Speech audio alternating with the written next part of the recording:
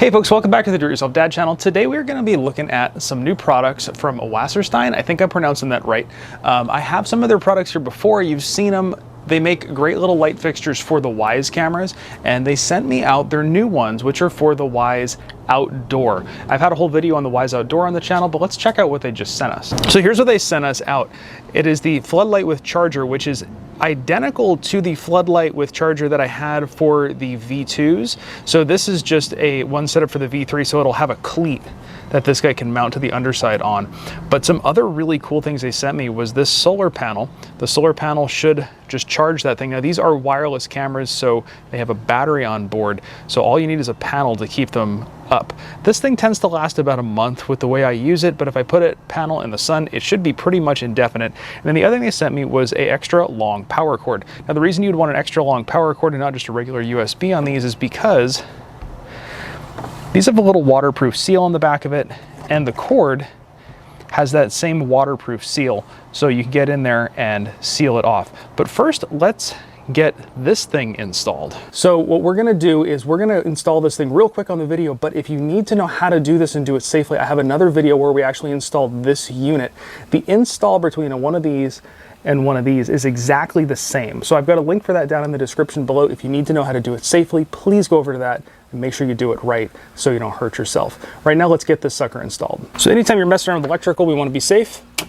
Kick off that breaker. Now we're gonna get here and pull off the old light. Now I do have a link for this enclosure in the description below if you want to check it out online, see if it works for what you're doing. Now, if you watch the other video that I put up, this one actually installs a little bit different than that one as far as how the brackets go. So I'm going to show you how that works right now. We're going to take off the old bracket. So that's this guy. We're going to get it out of the way. We're going to put in the new one.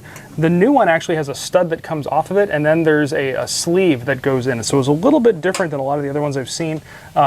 Still will work just fine, but you'll have to change out your mounting plate probably. So we're going to put the new mounting plate in there.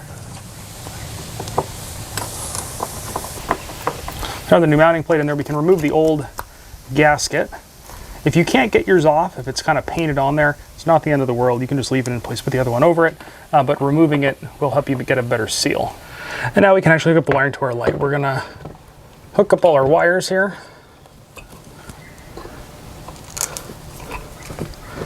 with wire nuts, and I show you how to do this in the other video. And it's a little bit different on this one. Most of the time when you're dealing with the ground wire, it's green. This one is yellow with a green stripe. And then what I had to do, I had to trim a little bit more out of the gasket here just because how the wiring winds up coming in and out of my house. So we're gonna bring that gasket around and apply it here.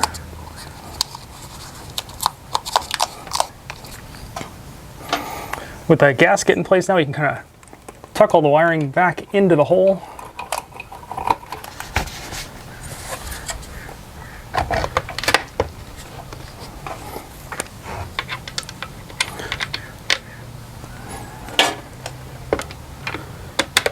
And tighten on down that bracket. So now with it installed, we can move on to installing our camera. Now it's got a little USB port here right on the side we can power our camera with, and it's got the little mount. So the mounting bracket for the camera has a little thread mount adapter right there, and then the camera itself clips in place. Now the power cord has that same rubber situation going on there, and you can see here we remove this little piece out of the way and the whole thing plugs in. Now what is nice, the way they have this set up, you don't actually have to remove this piece, you just fold it up out of the way. And then the power cord itself clips right in there, and it makes a nice seal in that hole. You can press it in all around, makes a good tight seal. And then up here, there's actually a silicone seal in place there as well. So when you plug the camera in,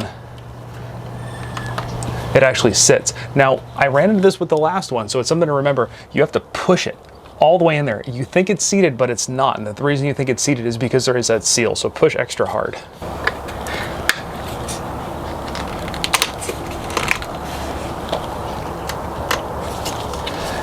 And now you have the ability to actually rotate the camera, and this is nice.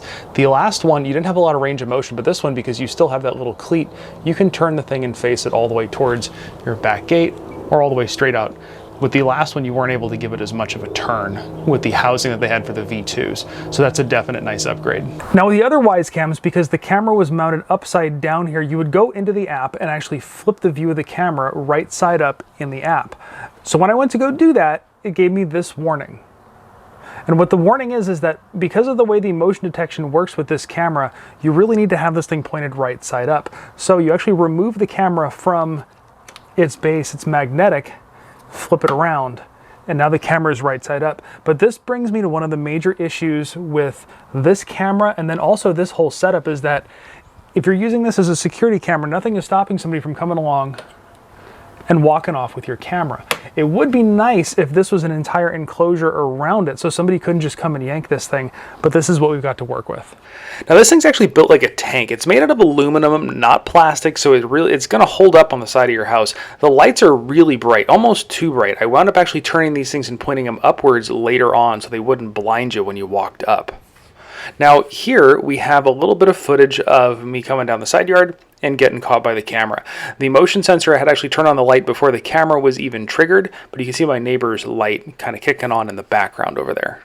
So this is where my V3 has been kind of living for the most part. I've got a koi pond. It's been in a bunch of the videos on the channel, but I've been having a raccoon problem lately. They've been coming into the backyard at night and trying to get my fish, and I really like my fish. So what I did was I've been putting the V3 out here, and it's been monitoring the pond. It gives me an alert if the raccoons are back here, and then I can run out in the middle of the night in my underwear and chase them out of the backyard. I'm sure the neighbors really enjoy that show. Anyway, so this is where that solar panel is really going to come in handy. So over here next to the pond, this is usually where I put the outdoor camera. You can see here it's right next to the water. So if the raccoons are in here messing around, I get them on camera. Right behind that, you'll notice I have a motion sensor sprinkler on a stick that goes off if they're back here.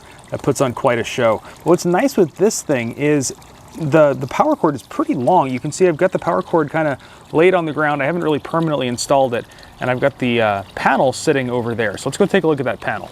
Now I've been moving the camera around to get good shots of the pond and the raccoons, and I've also been using it to monitor a raccoon trap, one of those live catch traps. So I moved the thing around, so I haven't hard mounted the panel. It kind of moves with the camera, but you can see here it's got a nice base with little screw holes there.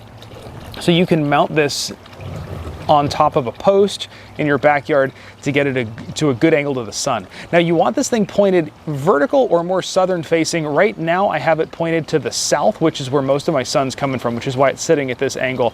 You're going to want to choose the best thing for your location. The cable, like I mentioned, is really long, so you can get pretty far back with it, and this thing's built like a tank. I've played around with some other solar panels and they always come really cheap, and this thing, I mean, it's heavy. It's got some heft to it, and all the plastic is very thick. You can see here how thick the base is. So it's gonna hold up outside. So with this setup here, I never have to worry about coming outside, grabbing that camera and bringing it in and charging it. Now before I had that panel, I did do that, and the camera was inside overnight charging, and I had a raccoon issue in the backyard and I missed it. So having this setup is really nice. Now let's go look at the last thing that they sent me, that long cord. So the last thing they sent me was this long cord, and this gives you the ability to run a power brick maybe inside the house and run this out underneath an eave, or maybe from a power socket out to the camera, but it has that same seal around the back side of it. So you're still going to have a kind of a weather tight seal on the back of it, even if you do have the charging port open. So now let's check out some footage from this light. Now to be perfectly transparent here, there has been a little issue with this light. Let me show you what it is.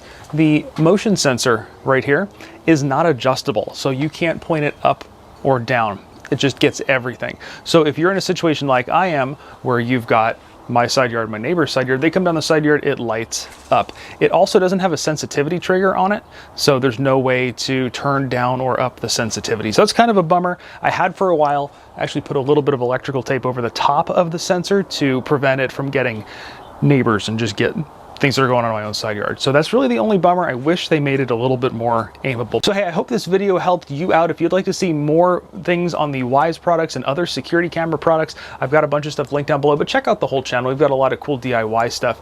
And if this video did help you out at all, give me a thumbs up. Let me know what other kind of stuff you need help on around the house down in the comments, and I'd be happy to maybe make another video just for you. Thanks for watching.